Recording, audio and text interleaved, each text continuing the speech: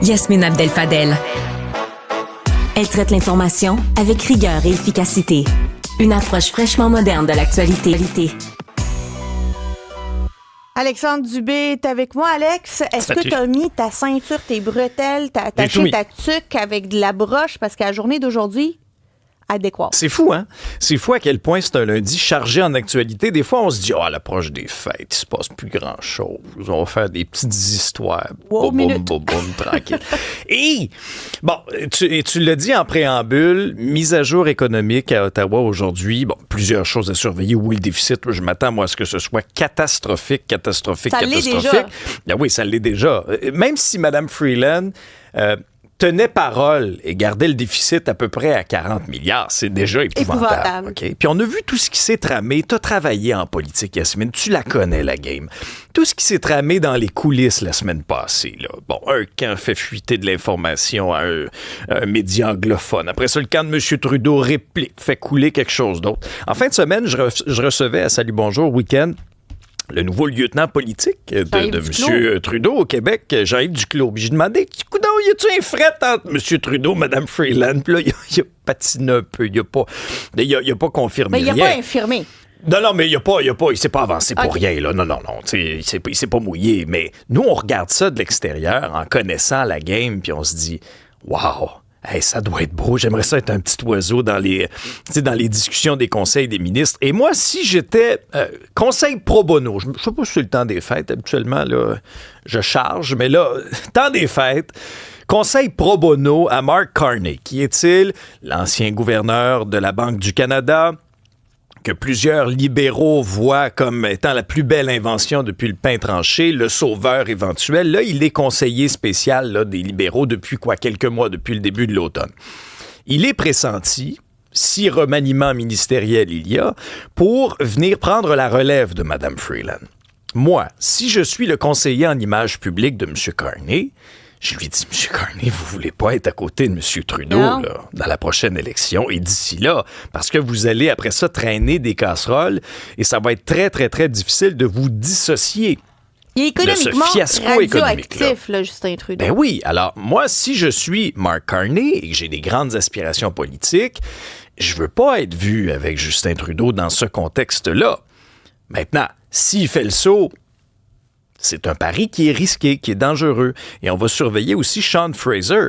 Sean Fraser, le ministre, deviendrait donc le 8e à quitter le navire. Ouais. Quand on vous dit s'il y a remaniement ministériel, s'il lui part, il faudra que M. Trudeau rebrasse ses cartes. Est-ce que ça viendra aussitôt que cette semaine, mercredi, ou un peu plus tard? Mais bref, c'est une journée, t'as entièrement raison, qui est décoiffante à Ottawa. Alex, je me faisais la réflexion, là. Il y a du monde qui ne suit pas la politique. Moi, je vais leur faire un parallèle. Mm-hmm. On dirait que c'est Occupation Double, c'est la soirée d'élimination. C'est bon, ça, j'aime ça. Est-ce qu'il est éliminé ou pas? Il y a des chicanes. Tu sais, il y a ceux qui ont regardé Occupation Double, puis il y a les Survivors. Oui. C'est la soirée de la tribu, là. Ben, en politique, des fois, c'est Survivor. Hein? Je te dis que les enjeux sont grands, puis il y a des jeux de coulisses. La tribu, elle commence à y avoir pas beaucoup de monde. Oh oui. Puis... De moins en moins quand on regarde les sondages, je te dirais. Non, mais honnêtement, ça risque d'être une grosse journée pour Justin Trudeau, une grosse journée pour Chrystia Freeland. Moi, est-ce que je m'explique pas pourquoi Chrystia Freeland ne démissionne pas? Ben, c'est une très, très bonne question. Puis j'ai l'impression que, tu sais, elle tente d'être le plus, en tout cas devant les caméras, le plus loyal possible. On l'a vu notamment défendre M. Trudeau lorsque Elon Musk l'avait traité d'innocent. Je me souviens plus le terme exactement, parce qu'avec la traduction, ça variait d'un média. Insupportable épais. Insupportable épais, oui, t'as raison. C'est vrai, quoi que c'est pas bien plus flatteur qu'innocent. Je sais pas lequel je préfère entre les deux.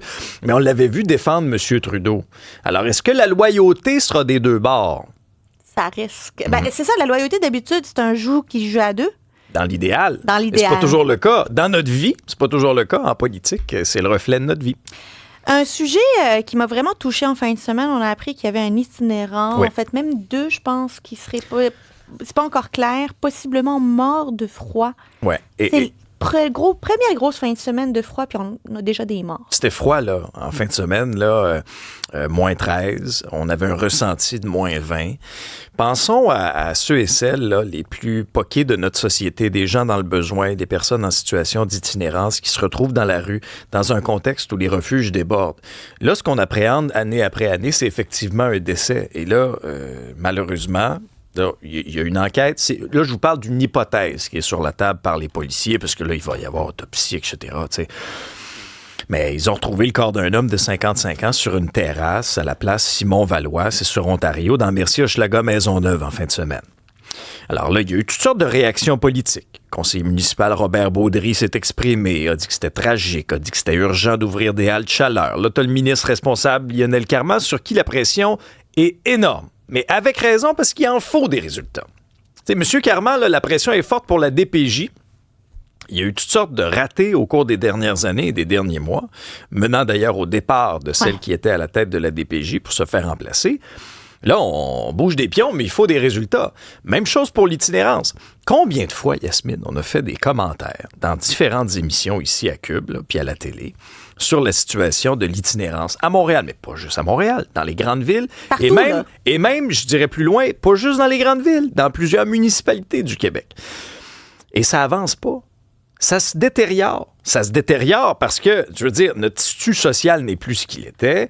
La pression est très, très forte sur les finances des gens. Tu sais, il y a des personnes, des hommes, des femmes qui se retrouvent dans la rue, puis tu sais, jamais, là, tu te dis, voyons, je peux pas croire que cette personne-là, avec une, deux bad luck, il y a personne qui est à l'abri. Fait que moi, là, je ne juge pas ces hommes, ces femmes-là, mais moi, je vais juger les politiciens qui sont pas capables de nous arriver avec un plan clair puis des solutions. Là, on va se dire, on est désolé. Puis après ça, là, M. Carman parlait, là, 12 millions qui viennent du fédéral qui vont être bientôt déployés. Comment ça, bientôt déployés? On est le 16 décembre, Yasmine. Pourquoi ça n'a pas été fait avant? Je vous donne un scoop, là. L'hiver, là, c'est à chaque année au Québec. Pourquoi on est surpris? Je pense que le monde ne le savent pas. Non, mais pourquoi on est encore surpris? Puis après ça, on va démanteler des campements avec nos gros sabots sur Notre-Dame. Puis là, il y a des gens qui sont déplacés vers où aller. Alex, je veux pas te couper. C'est ton show, tu peux faire ce que tu veux. Je veux pas te couper, mais on va répondre à une question. Ah, c'est bon, ça. Il y a une question que je t'ai posée tantôt. Qui a tweeté? Krista Freeland. Elle démissionne. Oh! Nouvelle de dernière heure. Nouvelle de dernière heure. Démission de Krista Freeland. Elle a publié sa lettre de démission sur les réseaux sociaux.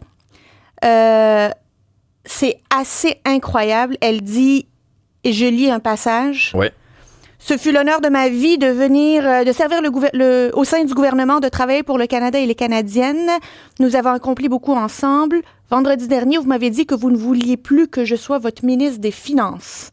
Et vous m'avez proposé un autre poste au cabinet. Ça, c'était vendredi dernier. Après y avoir réfléchi, j'ai conclu qu'à mes yeux, la seule voie honnête et viable est de démissionner du cabinet.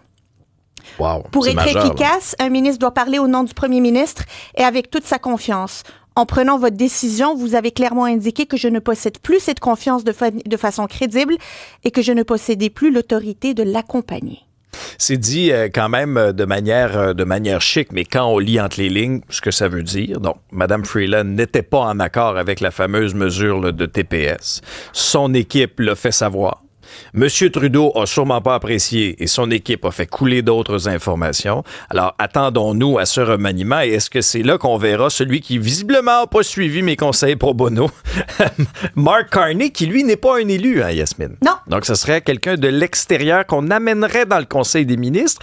Dans les dernières années, c'était plutôt rare, ça. On l'a déjà vécu sous le gouvernement Stephen Harper. Oui. Rappelle-toi, Michael Fortier avait été nommé ministre, il était sénateur. Oui. Mais c'est rare. Notre régime parlementaire le permet, mais c'est rare. Mais là, est-ce qu'il va y avoir aujourd'hui énoncé économique? Ben c'est ça. Ça, c'est vraiment particulier parce que c'était Mme Freeland qui devait défendre son énoncé économique aujourd'hui, là. Et le coup de théâtre, c'est gros là, ce qui vient de se passer. Le coup de théâtre là, majeur. Tu me parlais d'Occupation Double et de Survivor, là, c'est le prochain niveau. Là. Non, mais là, c'est rendu... c'est incroyable. On se posait la question il y a encore quelques secondes. Puis elle part avec fracas. Elle règle ses comptes. Elle règle ses comptes dans cette lettre-là. Cette lettre-là qu'elle rend publique. Alors, ce n'est pas un communiqué de presse conjoint du bureau du premier ministre où il la remercie pour son travail. C'est sur son compte X à elle. À elle. C'est elle qui met la lettre de démission qu'elle a envoyée au premier ministre public. C'est vraiment une journée. Écoute, je te disais que la journée d'aujourd'hui allait être abracadabra. On n'a même pas eu le temps de finir la chronique. Alex. Ça donne le ton pour la suite, hein, Yasmine? Ça donne le ton pour la suite. Écoute, j'ai hâte de suivre cette journée-là. Je vais être rivée à mon écran puis à tous les écrans que l'on a au studio. Parce qu'honnêtement, on est gâtés d'un point de vue politique. C'est meilleur qu'une saison d'occupation double, je dois le dire. Je pense que oui, moi. Alex Dubé, merci beaucoup. Salut, à demain, Yasmine.